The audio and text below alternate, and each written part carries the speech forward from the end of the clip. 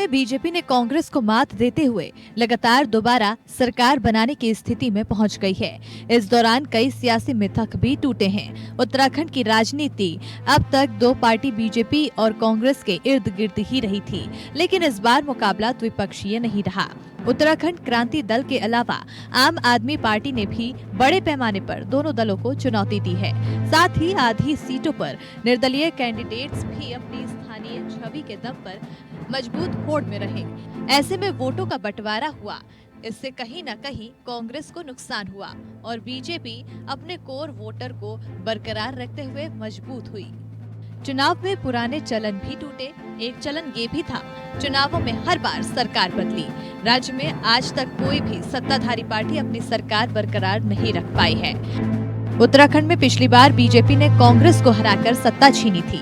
2002 में कांग्रेस की सरकार बनी तो 2007 में बीजेपी ने सिंहासन पर कब्जा जमाया। इसके बाद 2012 में फिर कांग्रेस वापस लौटी, लेकिन 2017 में मोदी लहर पर सवार होकर बीजेपी ने रिकॉर्ड 57 सीट के साथ सरकार गठित की। इस बार बीजेपी ने इस मिथक को तोड़ा और लगातार दूसरी बार सत्ता पर काबिज होती दिखी है। पहाड़ी इलाकों में बेरोजगारी और पलायन बड़ा मुद्दा था। एंटी इनकम्बेंसी भी मसला माना जा रहा था। 3 मुख्यमंत्री बदलने से सरकार की छवि बनती बिगड़ी दिखी, लेकिन जमीनी स्तर पर बीजेपी की लहर ने सीटों पर अपना जादू दिखाया। कांग्रेस नेता और पूर्व सीएम हरीश रावत के लिए भी ये चुनाव करो या मरो की स्थिति बना। उत्तराखंड में मुख्यमंत्री की कुर्सी से भी दिलचस्प मिथक जुड़े हुए हैं। 2012 में बीजेपी के सीएम बीसी खंडूरी और 2017 में कांग्रेस के मुख्यमंत्री हरीश रावत अपनी सीट नहीं बचा पाए थे। उस मिथक को धामी भी तोड़ते नजर नहीं आए। सियासी मैदान में वो मात खा गए। पूर्व सीएम हरीश रावत कांग्रेस के साथ ही अपनी नैया भी पार नहीं लगा सके। रावत को लाल कुआं सीट पर बीजेपी के मोहन बिष्ट ने 14,000 से ज्यादा वोट से हराया है। कांग्रेस जनों और कांग्रेस नेतृत्व के बहुत प्रयासों के बावजूद भी हम उत्तराखंड की जनता का विश्वास जीतने में थोड़े कम रह गए। अगर लोगों ने विपक्ष के रूप में हमको अपनी भूमिका अदा करने का जो आदेश दिया है, एक बड़े हुए मैंडेट के साथ दिया है, हम उसको पूरे प्राणपण से, पूरी निष्ठा से निभाएंगे। हरीश रावत की बेटी अनुपमा रावत ने हरिद्वार ग्रामीण सीट पर जीत दर्ज की है। उन्होंने करीब 6,000 वोट से बीजेपी के यतीश्वरानंद को हरा दिया है। यतीश्वरानंद ने 2017 में इस सीट पर हरीश रावत को हराया था।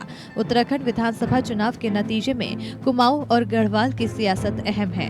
उत्तर प्रदेश से अलग होने के बाद साल 2000 में नए राज्य के तौर पर उभरे उत्तराखंड को इन 2 प्रमुख अंचलों में बांटा गया। गढ़वाल और कुमाऊं दोनों अंचल आबादी और क्षेत्रफल के हिसाब से तकरीबन बराबर बैठते हैं।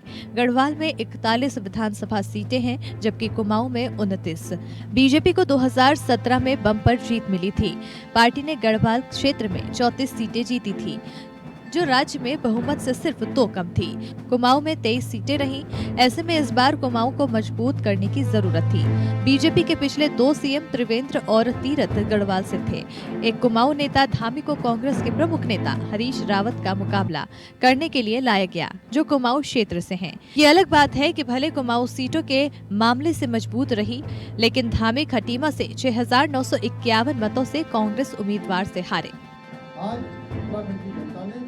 जो है वो आशीर्वाद देकर भारतीय जनता पार्टी की सरकार बनाई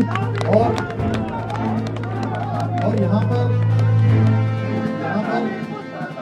लगातार विफल पर एक बार कई मिथक तोड़ते हुए बीजेपी ने दोबारा सत्ता पर वापसी की, जिसके चलते बीजेपी ने इतिहास बनाया है। कांग्रेस पार्टी की अंतरकलह हार की वजह बनती दिखी है। वहीं बीजेपी की वापसी से कई इशारे मिले हैं। अव्वल तो केंद्र की कल्याणकारी नीतियों से राज्य की सियासत पर असर पड़ा है। एंटी इनकम्बेंसी से जंग करते हुए बीजेपी ने अपना सिक्का जमाया।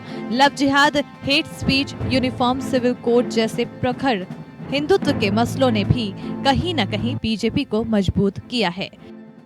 Bureau report, APN।